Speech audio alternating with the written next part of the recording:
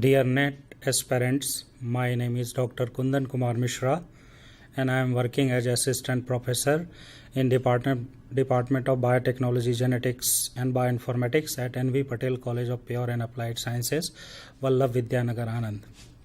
Within couple of hours, I will discuss fundamental concept of methods in biology and some of the model question which has been already asked in previous NET examination. So far method of biology is concerned, there are 4 sections depicted in NET syllabus. Section 1 is molecular biology and recombinant DNA technology method. There we will see how to isolate DNA, RNA, what are different precautions one should take, how a gene can be cloned, how DNA can be sequenced, how hybridization reaction can be carried out for identification of a specific genes for a specific purpose, then some of the markers, molecular markers and their function in the genome analysis. Section B constitutes immunotechniques as well as some of the histological techniques like antigen-antibody interactions through ELISA, RIA, then radioimmunoassay, then fluorescent in situ hybridization, etc. Section 3 contains some of the method concerned with statistical analysis like measure of central tendency, dispersion, probability, and section 4 contains some of the biophysical methods like UV absorbance spectrophotometric analysis, then resonance, then NMR, X-ray, crystallographic analysis, etc. But here I will discuss section A, that is methods of molecular biology and recombinant DNA technology. So far method of recombinant DNA technology is concerned, I will more focus 4 main things, that is molecular cloning, then generation of genomic and cDNA library, DNA sequencing method, a strategy that includes a strategy of genome sequencing as well as molecular markers like RFLP, RAPD and FLPs.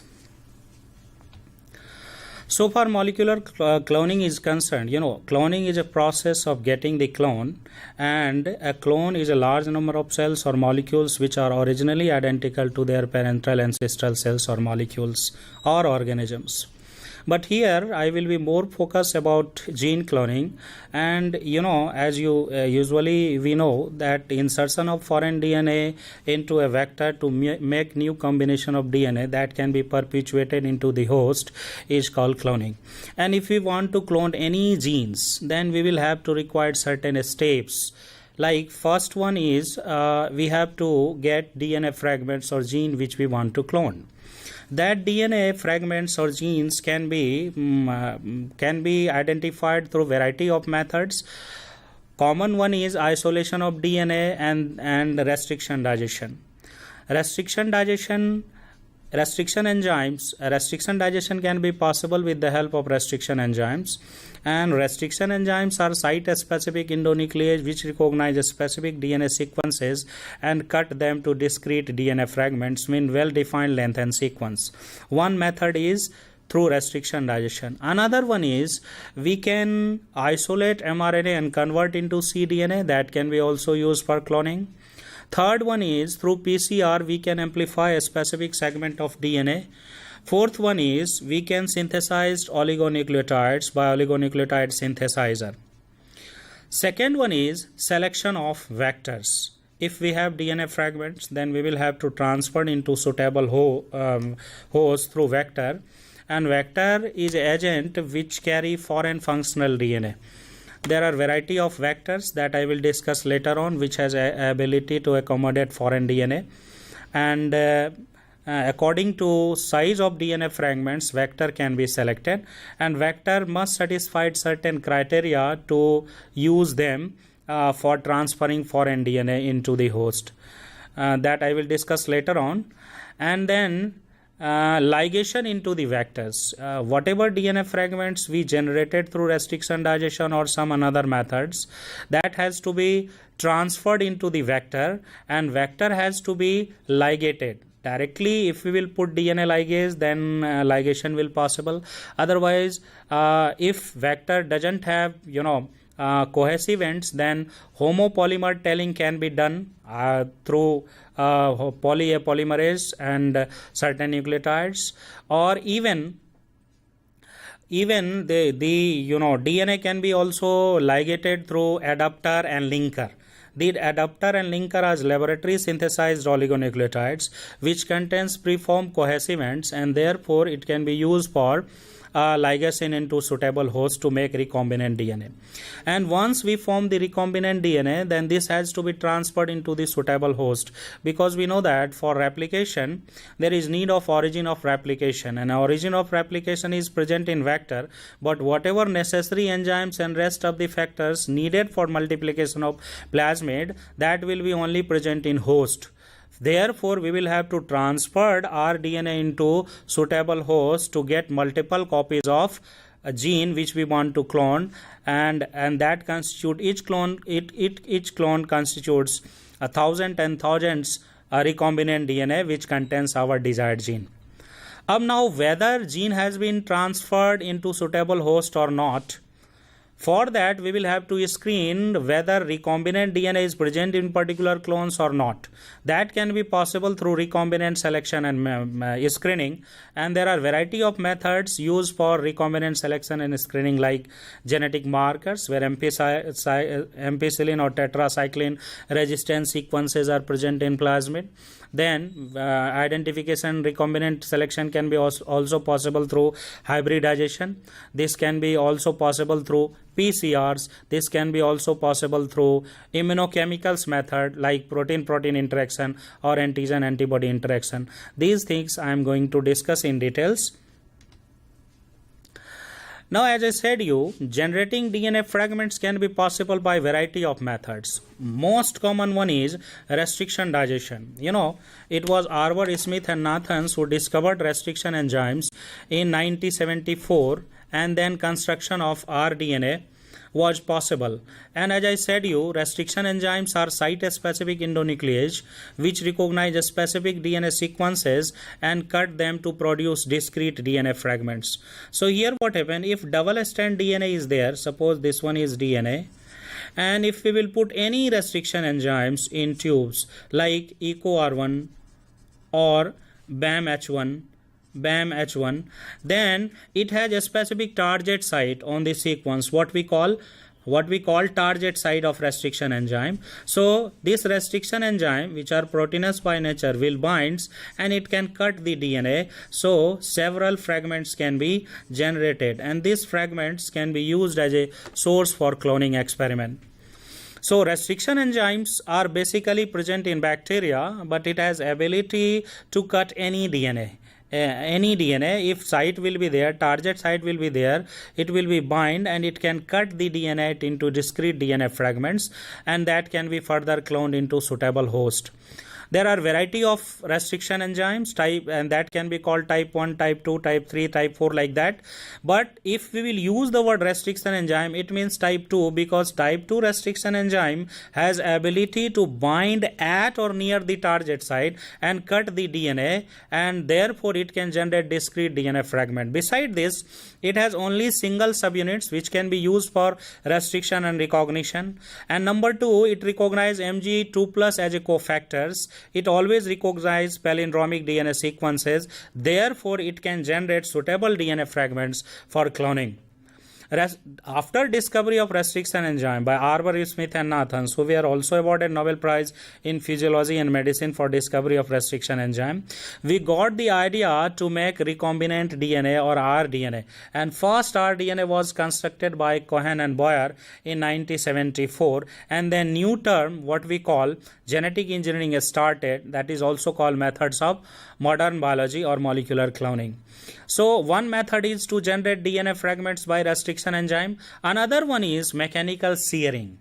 We can take the DNA in one tubes and then put certain beads or gauge needles and oscillate it. DNA will be fragmented.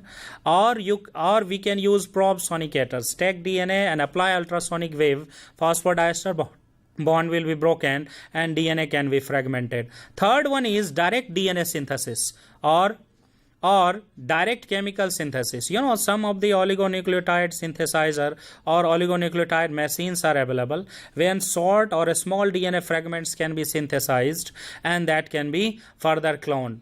Next one is duplex DNA, cDNA synthesis. Now here what happened? cDNA is basically prepared for analysis of eukaryotic genome, because eukaryotic genome contains heavily non-coding DNA or junk DNA. And around 98% sequences are considered as non-coding in the case of eukaryotes. Therefore, if we want to clone specific genes in eukaryotes, there will be probability that 98% sequences will be junk DNA or non-coding sequences. Therefore, to avoid this, we will have to isolate mRNA, because mRNA doesn't contain introns or non-coding sequences. And after getting mRNA, it will be possible to convert into cDNA with the help of enzyme what we call reverse transcriptase.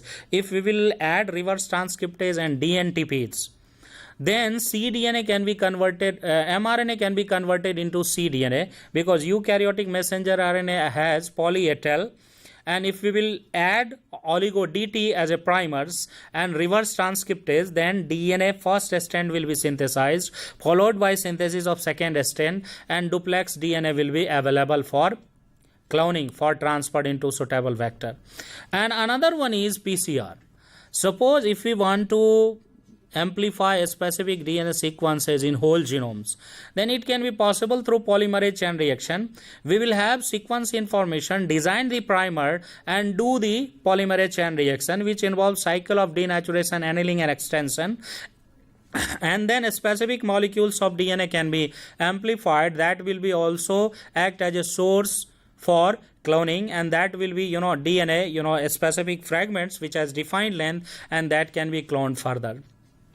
So these are the methods to generate DNA fragments: restriction digestion, mechanical shearing, duplex cDNA synthesis, direct chemical synthesis, and PCR. Among them, restriction enzymes are most commonly used, and without restriction enzyme, it is not possible to clone specific genes into suitable vectors.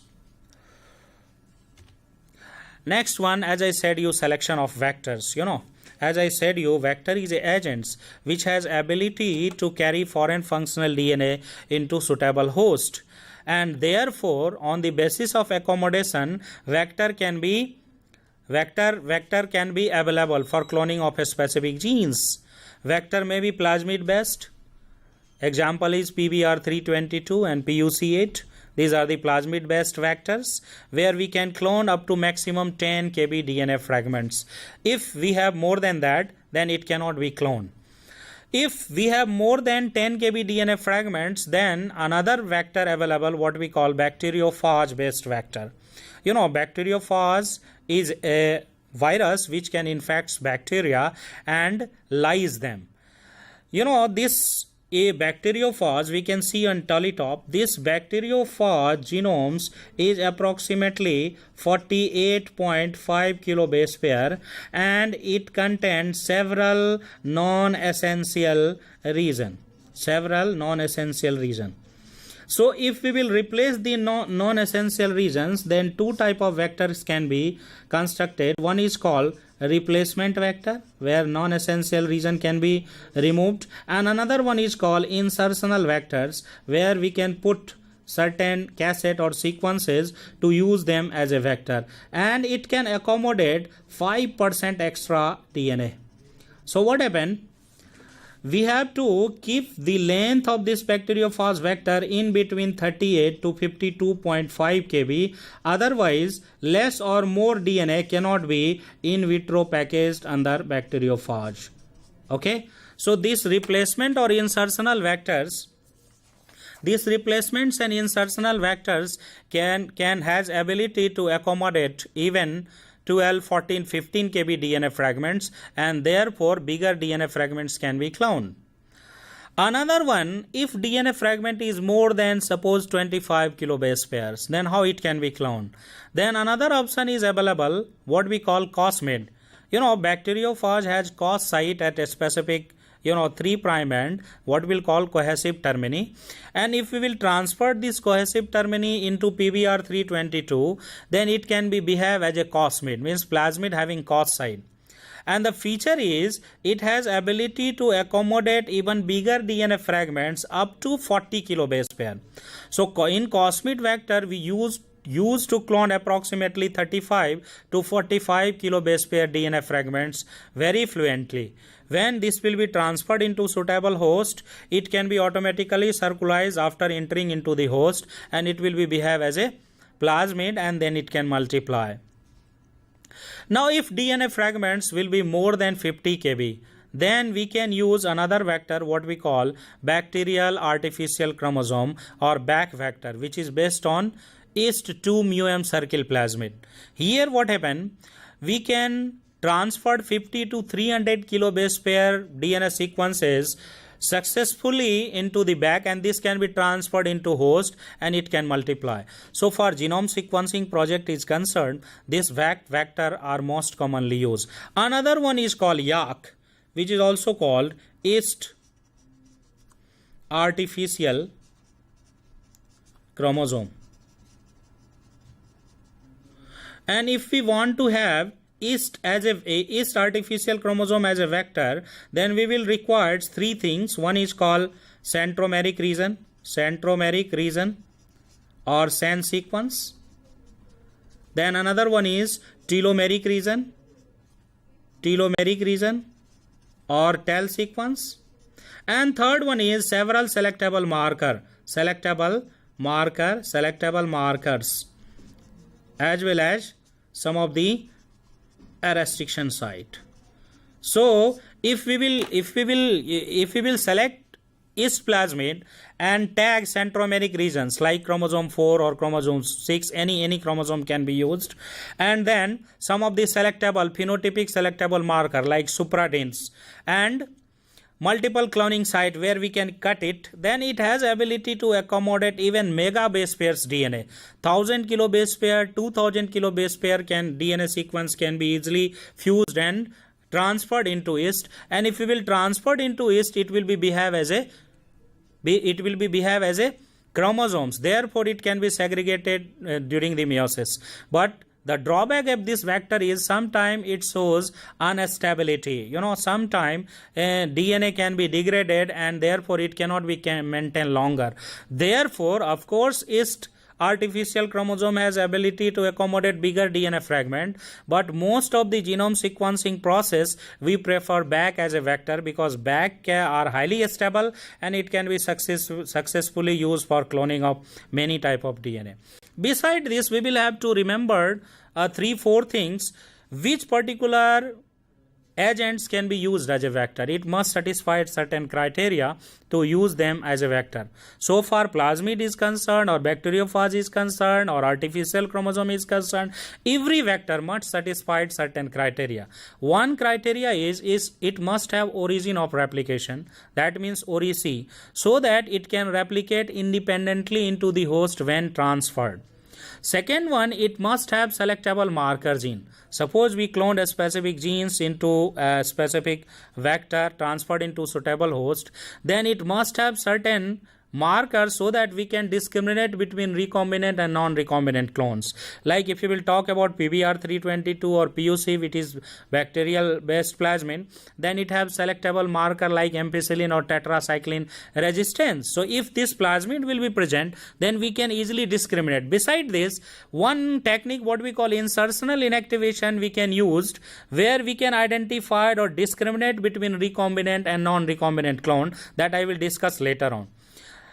And apart from this, the vector must have multiple cloning site, means unique restriction site for several restriction enzyme, so it can be opened easily and foreign DNA can be transferred so that recombinant DNA can be made and that can be transferred successfully into suitable host. Beside this, some of the desirable features of bacterial may be that it is easy to isolate, easy to purify, easy to transform, have low molecular weight. These are the desirable features, but essential feature includes origin of replication, number one, multiple cloning site, or what we call unique restriction site for several restriction enzyme, and third one is several selectable marker by which we can discriminate between recombinant and non-recombinant clone. These are the criteria to select a specific vectors. Now, after vector, how a specific DNA can be ligated or joined together. One is homopolymer telling. Now here what happens, suppose you have blunt-ended DNA fragment X you want to clone into suitable vector that doesn't have cohesive termini. Then what we should do, we can use enzyme what we call poly-A polymerase or poly-T polymerase or poly-CG polymerase, etc. So what happen here, it will be add mononucleotides at the 3' end, 5', 3', 5', 3'. So it will be add, suppose poly-A tail given, then it can add poly-A tail at 3' of both strand. It can add poly-A tail at 3' end of both strand. A can be added. A. And if we will use vectors here 3', 5', poly T, then what happen? If we will add poly-A polymerase, then it will add T at 3' ends, and if we will put them together, it will be ligated, cohesive ends will be created and it will be ligated and our DNA will be formed. This is one of the method where if cohesive ends is not present in vectors and if cohesive ends is not present in DNA fragments which we want to clone, then this can be used, homopolymer telling. Another one is if we will use restriction enzyme. I have spoken that restriction enzyme are site specific endonuclease which cut the DNA at a specific site, and its target site will be two type. It can generate two type of DNA fragment. One is called blunt end DNA. Blunt end DNA doesn't have overhanging of bases, it will be full. Suppose this one is DNA, and if we will use any restriction enzyme which has blunt end generator, then it can fragment DNA into two equal parts. Another one is called sticky end generator. Sticky end generator. Here what happen, overhanging of bases will be possible at one particular corner. For example, if we will talk about EcoR1, its restriction site is GAATTC. So complementary sequence will be CTTAAG.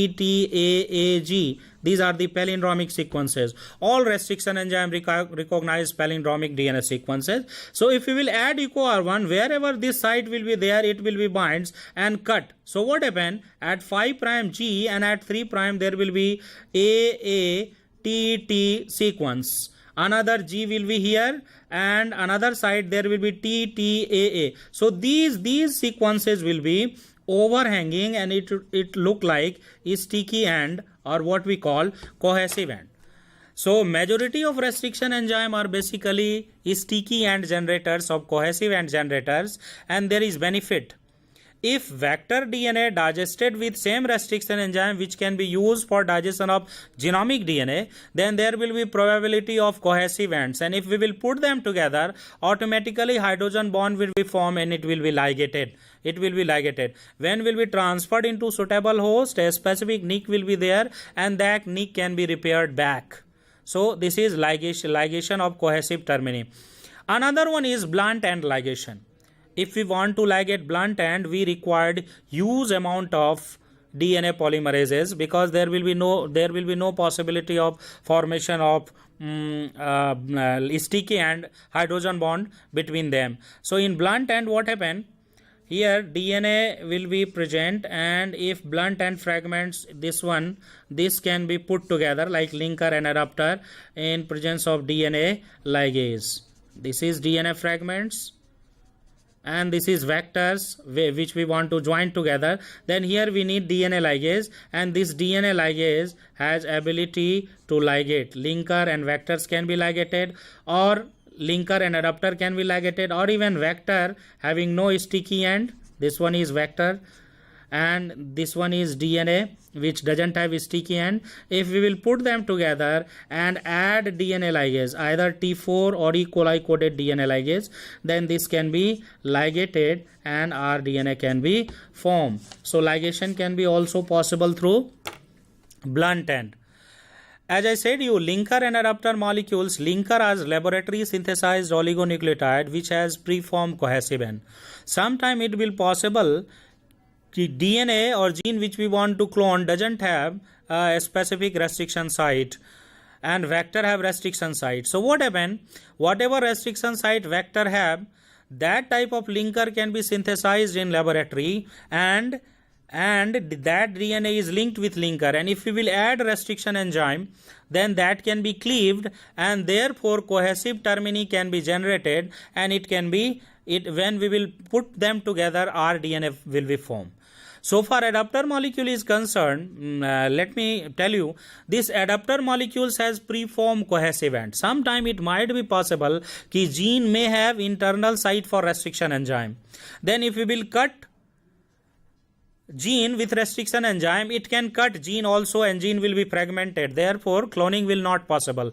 Therefore, we can synthesize oligonucleotide in laboratory which has preformed cohesive ends. And if we will put them together, it will be automatically ligated and there will be no questions of fragmentation of DNA. So linker and adapter molecules are basically used to create cohesive termini to join specific genes into the vector so that cohesive ends help the formation of hydrogen bond and rDNA molecules can be stable, rDNA molecules can be formed. These four methods can be used for ligation, homopolymer tailing, ligation cohesive termini, blunt end ligation, linker and adapter.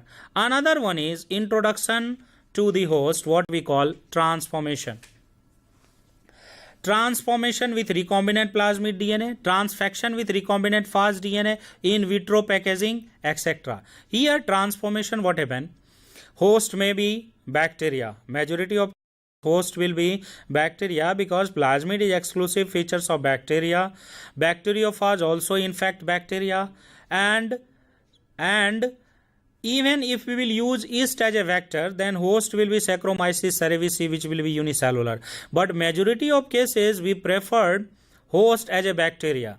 And if you will use bacteria directly, then it has rigid cell wall. Therefore, it will not allow any foreign DNA to pass across. Therefore, bacteria has to be treated with certain chemicals like calcium chloride or magnesium chloride to make them competent. How DNA efficiently enter into the bacterial cell through transformation or heat shock mechanism, that is not well understood. But it has been thought that when calcium chloride given in exponential phase of bacteria, then it can be bind to the cell, and DNA which has negatively charged has affinity with calcium ion so that it can bind at the surface, and when heat shock will be given, then rDNA can be entered along with calcium ion. So one method of transformation is giving heat shock of competent cell of bacteria and rDNA together, then this can be entered. Another one is bacteriophage can kills bacteria through lytic process and new phage particles form that can be encapsulated into a capsid protein, what we call packaging. This packaging can be possible in test tube, what we call in vitro packaging. We can construct replacement and insertional vectors rDNA, and that can be packaged inside the capsid protein, and then it can be given into the specific culture of bacteria. It can penetrate the cell wall and then DNA can be entered, what we call in vitro packaging. Another one is in the case of eukaryotes, some of the technique, gene transfer technique can be directly used, what we call physical delivery method.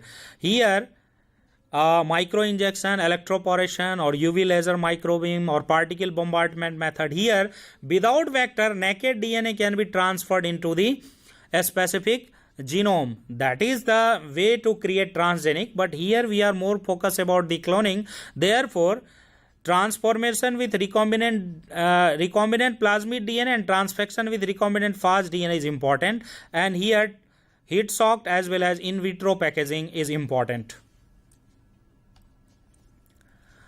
Now next one, if we want to clone a specific genes, then there will be 5 probability. If we will see cloning experiment, there will be 5 probability. First one is rDNA.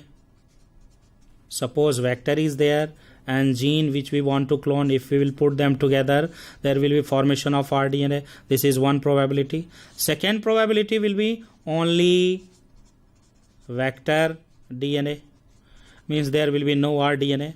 Third probability will be only gene which we want to transfer, that will be transformed. And fourth probability will be rDNA, only vector, only gene. Fourth probability will be only competent cell. So if we are going to clone any genes, there will be 4 probability. Maybe rDNA constructed, maybe only vector transform, maybe only genes transform, and maybe only competent cell. To discriminate between these all 4 things, our concern is rDNA. We will have to screen the recombinant clones, and for screening there are variety of method available. One is called genetic marker. Genetic marker, as I said you, like plasmid, PBR322 and PUC8 or PUC18, these contains ampicillin or tetracycline resistance genes as a marker.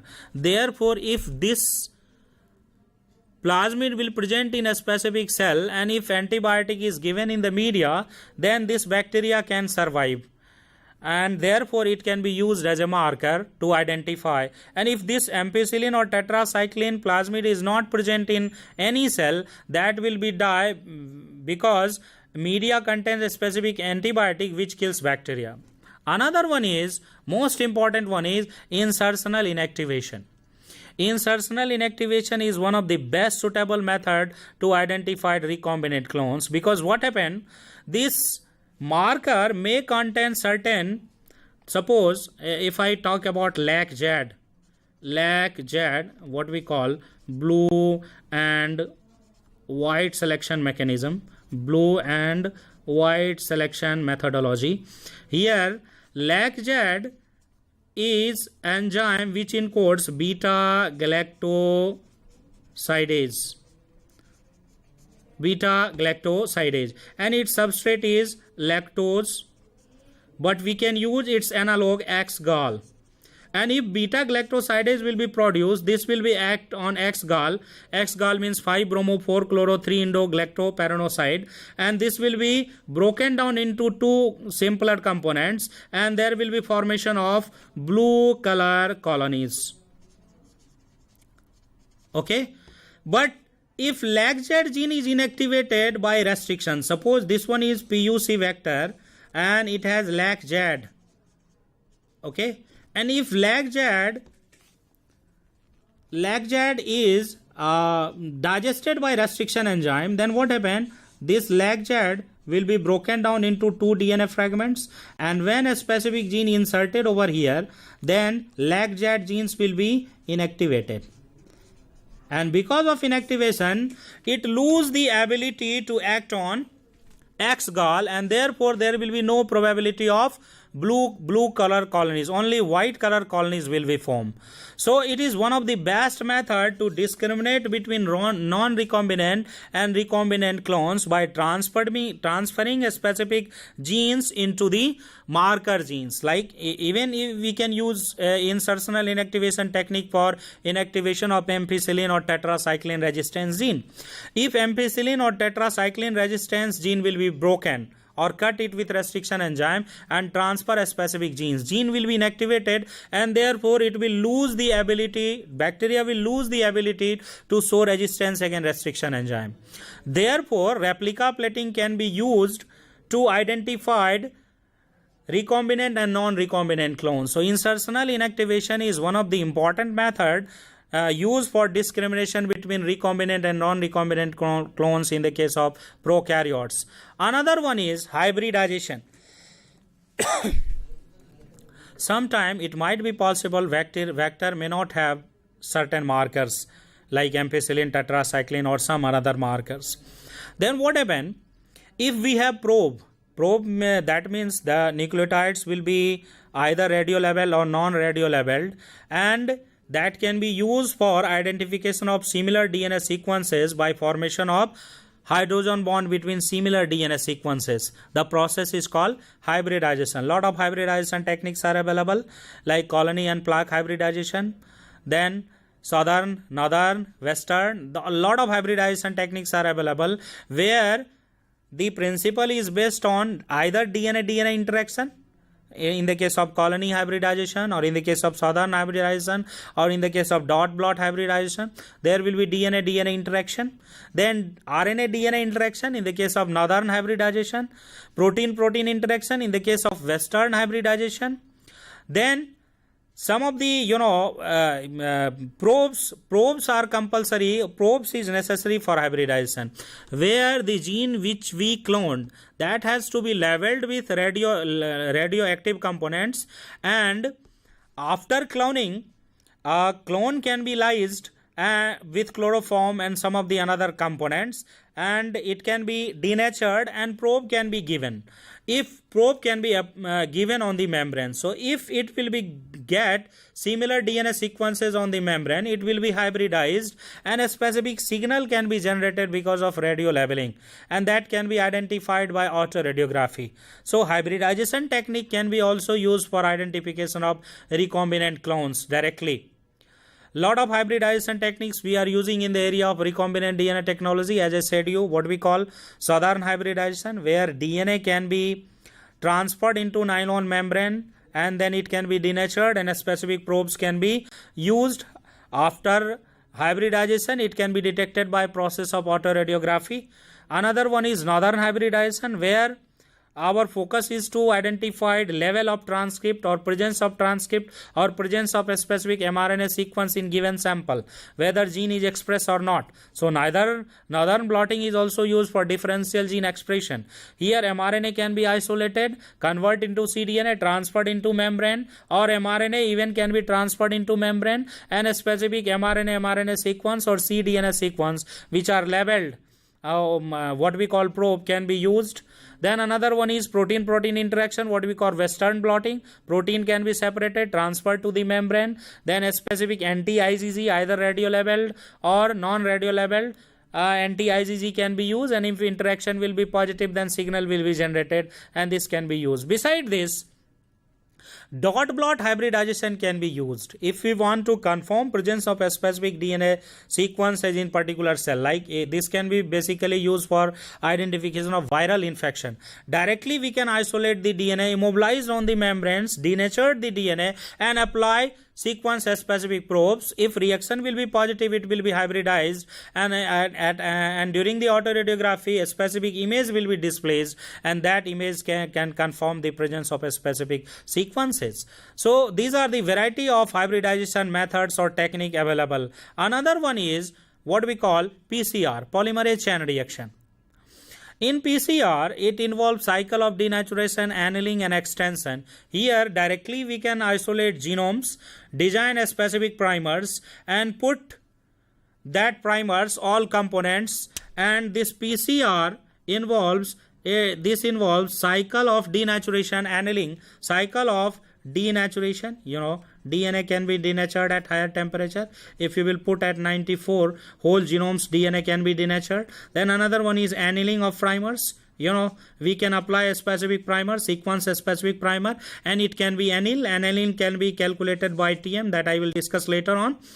And after annealing, extension means polymerization will be possible with the help of thermostable enzyme, what we call Taq DNA polymerase, which can work best at higher temperature like 72. So multiple copies can be amplified within few hours, and that multiple copies can be used as a source of gene for cloning. Another one is immunochemicals method. Here what happen, a specific antigens which will be, when gene will be expressed, of course protein will be formed, and this protein can be act as antigen. So this can be immobilized on solid support like polyvinyl sheet, and a specific antibody can be added.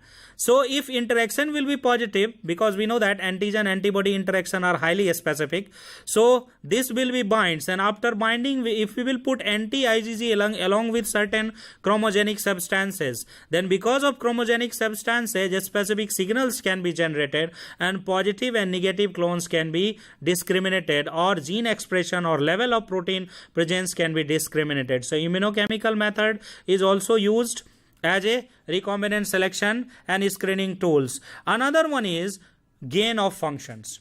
If a specific function lacks by bacteria, or if a specific function lacked by a particular cell, and because of transfer, say example, if we transferred a specific genes responsible for resistance against heavy metals, or resistance against trinitrotoluene, or resistance against certain antibiotic, if we transferred that genes along with plasmid, and if bacteria gain that particular function, then we can say the gene is already delivered or transferred in a specific competent cells. So these are the method to identify recombinant and non-recombinant clones in the case of cloning. So cloning part is over. Now second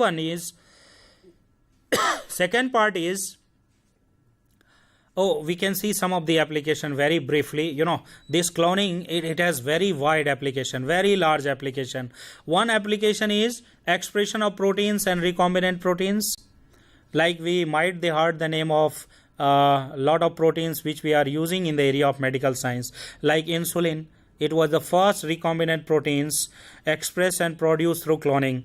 Then somatostatin, somatotropin, tissue plasminogen activator, interferon, interleukins, cytokines, chemokines.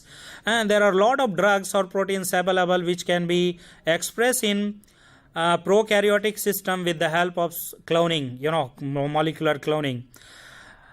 A study of gene expression, whether particular genes after transferring into the host, whether genes is active or not, that can be confirmed through expression. If protein will be formed, it means gene is expressed, gene is there and it is expressed, it forms its own product. Then gene identification and annotation.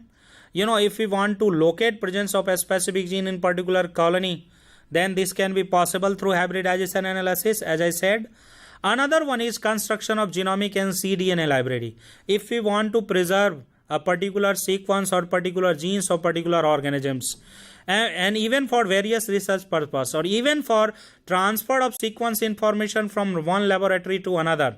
Say example, if we want to clone a specific genes from tiger, or from panther, or from elephant, just we isolate DNA from the elephant or tiger or panther, cut it with restriction enzyme, transferred into suitable host, and transfer and prepare the clones.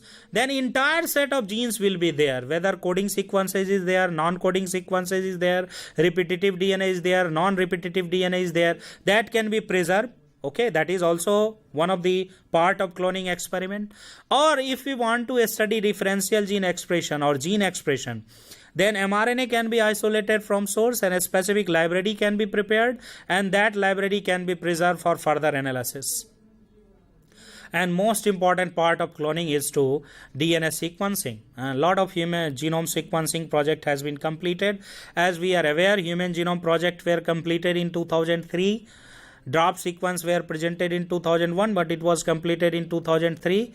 East genome were sequenced in 1996, and thereafter several genomes were sequenced. And for sequencing, it is mandatory that gene has to be cloned in suitable host. Multiple fragments will be there, and that fragments can be purified from each clone, and that can be sequenced by variety of method that I will discuss later on. So one part is over.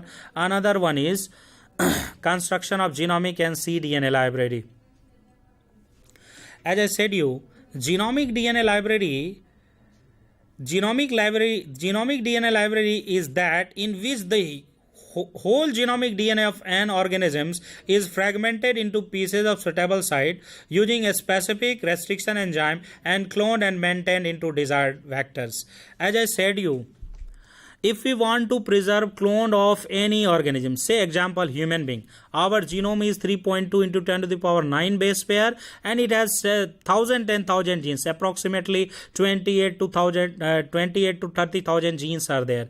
If we want to preserve entire set of sequences of human genome, what we should do, we should isolate the DNA from human being by using a specific protocols, check the purity of DNA, cut it with suitable restriction enzyme, mostly frequent cutters are used, hexa cutters are used, and then select the suitable vector according to length of DNA fragments generated by restriction enzyme, construct the rDNA and transform it. So whatever colony will be there, each colony contains a specific sequences of DNA in the form of library, and therefore whole genomes can be maintained in a simple Petri plate in the form of clone, what we call genomic DNA library. Genomic DNA library is needed in most sequencing project, as well as identification of specific sequences for variety of purpose that I will discuss later on.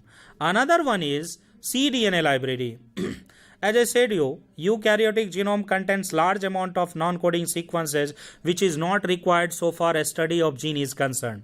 If we were only concerned about genes, then our target should be mRNA, because mRNA contains only coding sequences. We know that mRNA is product of transcription of DNA sequences, and mRNA, whose ratio is around 4 to 5%, only contain coding DNA sequences. So if we will convert mRNA into cDNA through reverse transcription, we are commonly using every laboratory nowadays, kit are available, all reagents are supplied, and reverse transcription mechanism, cDNA can be converted into mRNA can be converted into cDNA, it becomes stable. We know mRNA has very short lifespan and it can be easily degraded by RNase. Therefore, if we want to analyze mRNA for a study of gene expression, it might be possible that majority of mRNA may be degraded. Therefore, we can convert into cDNA, and then suitable vector can be selected and transfer them to construct our DNA, and this can be maintained in the form of library. So what we call cDNA library, and this can be mostly used for functional genomics, particularly functional comparative genomics. Like if we want to analyze which particular genes is expressed at which particular stage in plants or animals. Say example, if we want to compare normal cell and cancer cell gene expression patterns, there is no problem. We can isolate mRNA from both cell, convert into cDNA, and then preserve it. And after analysis, we are able to identify the specific DNA sequences which are exclusively expressed in cancer cell, or which are only expressed in cancer cell, or which are only expressed in normal cell, or which are expressed in both cell. That can be possible. So gene expression analysis, cDNA library is one of the best method or best source. So basically, if we will see genomic DNA library, it contains all the DNA sequence present in genome, such as expressed genes, non-expressed genes, means some of the genes will be there, but that will be silent, that can be only expressed if signals will be generated. Presence of exons and introns. Exons will be only coding sequences, introns will be non-coding sequences. Promoter and terminator. We know that promoter is a part of genes which will be never transcribed, but without promoter transcription will not possible, and this can be represented in the form of upstream sequences. And each and every genes must have promoter, their own promoter, that will be recognized by RNA polymerase, and transcription will possible. So promoter and terminator regions, etc.